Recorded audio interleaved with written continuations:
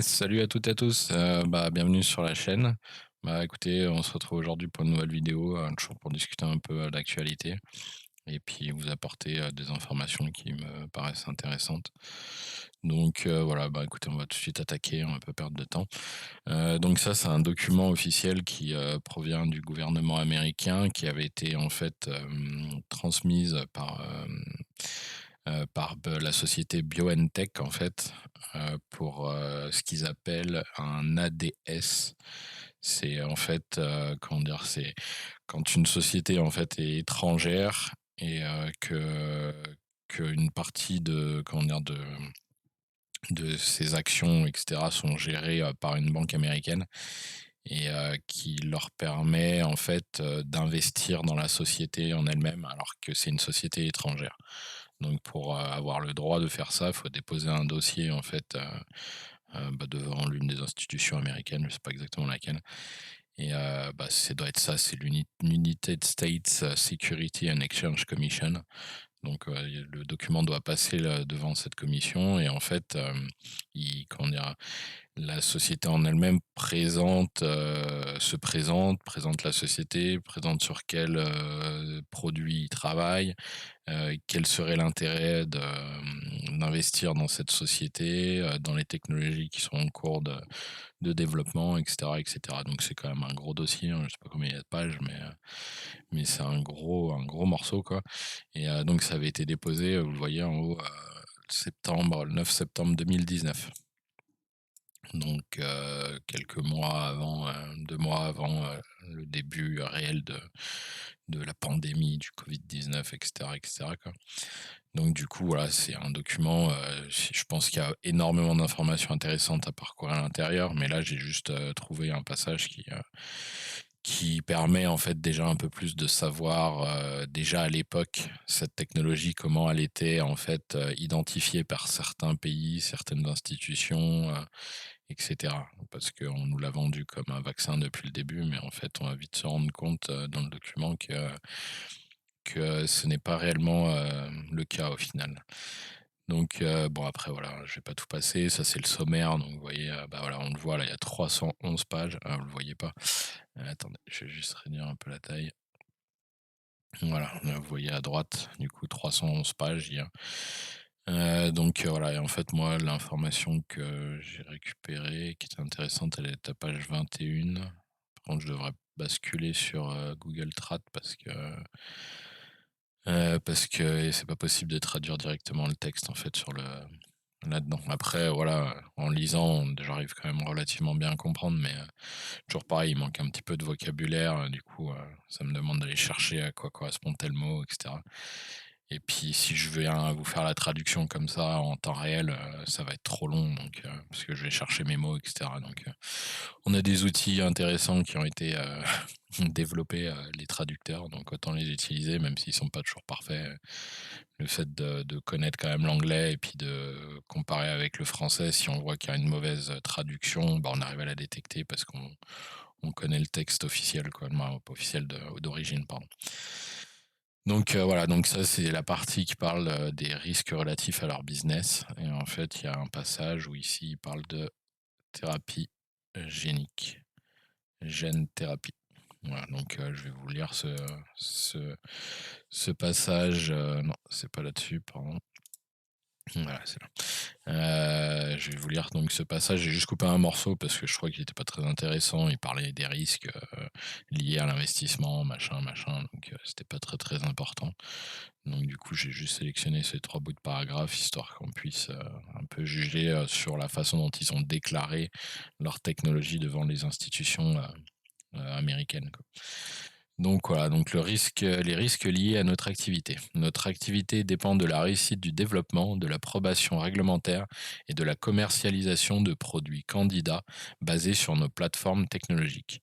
Si nous et nos collaborateurs ne sommes pas en mesure d'obtenir l'approbation et de commercialiser efficacement nos produits candidats pour le traitement des patients dans des indications prévues, notre activité en souffrirait considérablement. Même si nous terminons les études précliniques et les essais cliniques nécessaires, le processus d'autorisation de mise sur le marché est coûteux, long et incertain, et nous pourrions ne pas être en mesure d'obtenir des autorisations pour la commercialisation des produits candidats que nous pourrions développer. Toute immunothérapie que nous pouvons développer et les activités associées à son développement et à sa commercialisation, y compris la conception, les tests, la fabrication, la tenue de dossier, l'étiquetage, le stockage, l'approbation, la publicité, la promotion, la vente et la distribution, sont soumises à une réglementation complète par la FDA et par des sociétés mondiales comparables. Donc là, j'aime bien, c'est qu'il parle d'immunothérapie. Bref, on va pas rebondir là-dessus. Le défaut d'obtenir, à défaut d'obtenir, l'approbation de commercialisation d'un produit candidat nous empêchera de commercialiser le produit candidat dans une juridiction donnée. Nous n'avons reçu l'approbation de commercialiser aucun produit candidat biopharmaceutique de la part des autorités réglementaires d'aucune juridiction, et il est possible qu'aucun de nos produits candidats ou tout candidat produit que nous pourrions chercher à développer à l'avenir n'obtienne jamais une approbation réglementaire. Je vais juste rebondir là-dessus.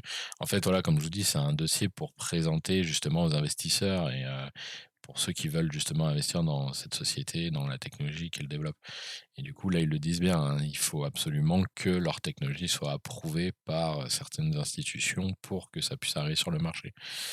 Et là, bah, du coup, c'était bien. Il y a eu une petite crise Covid, vous voyez, il y a eu une petite pandémie Covid qui a fait qu'il y a eu des prises de décision d'urgence, hein, à cause de l'état d'urgence sanitaire. Et du coup, bah, des produits qui n'auraient peut-être justement jamais eu de l'approbation de ces fameuses institutions parce que, elles seraient passées par des tests, des phases de tests et cetera. Ils auraient découvert peut-être justement qu'il y avait des problèmes sur cette technologie. Donc, bah, elle ne serait jamais sortie en fait, comme ils le disent eux-mêmes, hein. On peut développer des choses et investir dans quelque chose qui ne sera jamais approuvé, quoi. Donc là, voilà, au final, c'était plutôt intéressant d'avoir un état d'urgence sanitaire qui permettait de sauter toutes ces étapes-là, en fait, de vérification, pour pouvoir déployer rapidement une nouvelle technologie, sur laquelle ils travaillent déjà depuis 10 ans, hein. Les premiers tests sur l'ARNM, datent depuis 10 ans. Et il y a déjà eu des essais cliniques, en fait, sur un certain nombre de personnes, des groupes très réduits, hein, pour faire, voilà, quelques essais, quoi. Et puis sur les animaux aussi, il me semble qu'ils ont fait des essais aussi avec l'ARNM sur les animaux. Bref, bon, du coup, on va finir le passage. Nous avons une expérience limitée dans le dépôt et la prise en charge des demandes nécessaires pour obtenir les autorisations de mise sur le marché, et pouvons avoir besoin de faire appel à des organismes de recherche sous contrat tiers ou à des CRO, des consultants en réglementation ou des collaborateurs pour nous aider dans ce processus. À notre connaissance, il n'y a actuellement aucun précédent pour une immunothérapie à base d'ARNM, tel que le type que nous développons soit approuvé à la vente par la FDA, la Commission européenne ou tout autre organisme de réglementation ailleurs dans le monde. Bien que nous prévoyions de soumettre des BLA pour nos produits candidats à base d'ARNM aux États-Unis et dans l'Union européenne, les thérapies à base d'ARNM ont été classées comme des médicaments de thérapie génique. Je le relis, hein. Les thérapies à base d'ARNM ont été classées comme des médicaments de thérapie génique. D'autres juridictions peuvent considérer nos produits candidats à base d'ARNM comme de nouveaux médicaments, pas des, pas des produits biologiques ou des médicaments de thérapie génique, et nécessitent des applications marketing différentes. Donc en gros, il faudra les vendre d'une façon différente s'ils sont classés dans telle ou telle catégorie, en fait.